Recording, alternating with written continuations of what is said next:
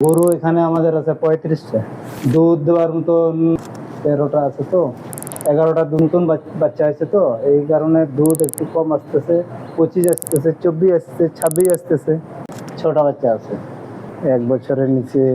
এখানে আছে আপনার 10টা। ভ্যাকসিন ভ্যাকসিন করাইছি পরশুদিন। আমরা এখানে কাজের লোক আছি 3 জন। আমাদের বেতন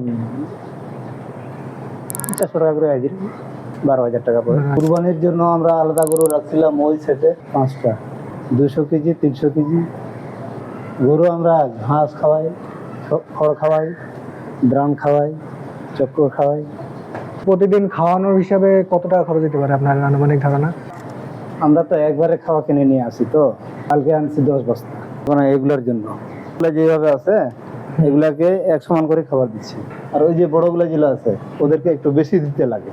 আপনার এখানে মোট 4টা আলাদা আলাদা ধাপে গরু বলতেছেন? 4টা গরু ভাবতে 3টা 4টা 5টা ধাপ আছে। 5টা ধাপে, মানে 5টা ধাপের এই খাবার আলাদা আলাদা করে দিতেছেন। হ্যাঁ। অনেকদিন ধরে তো আপনি ফার্মে আছেন, চাকরি করতেছেন, হচ্ছে যে এই রোগটা ফার্মে সব থেকে বেশি হয়। লাম্পি যেটাকে বলে হয়, ওই গরুটাকে আমার লাম্পি ধরছে। এবছর আপনার ফার্মে 35টার মধ্যে কয়টা লাম্পি হয়েছে? লাম্পি ওই একটারই হয়েছে? একটারে।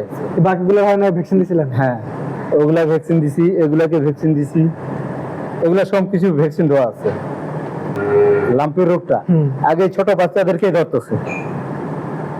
খুরা রোগ একটা আছে, খুরা কিন্তু ধরে আপনার পায়ে থেকে ধরে না, খুরাটা জিভা থেকে ধরে তারপরে নিচে আসে না। মশা যখন বাইরে যায় হুট করে তখন একটা রোগ হয়, ওই রোগটা হইতে পারে না। ওটা এইখানে যে গরু ওলান ফলে পাইছেন একবারও? মনে করেন ওই যে গরুটা, ওই গরুটা বাচ্চা আইছে, লোলাটা কিন্তু শক্ত হয়ে গেছে। গোবর আমরা বিক্রি করি। তো কত করে, মানে কেমন বিক্রি করেন? আমরা এটা 2000 টাকা টলি হিসাবে বিক্রি করি। মানে 1 ট্রাক আসবে 2000 টাকা? 1 ট্রাক এখানে কয় ট্রাক হবে আপনার এখানে যে গোবর দেখলাম? মেলাগুলো গোবর আছে। কয় ট্রাক হবে ধরেন? আপনি 30 টাকার উপর যাইতে হবে।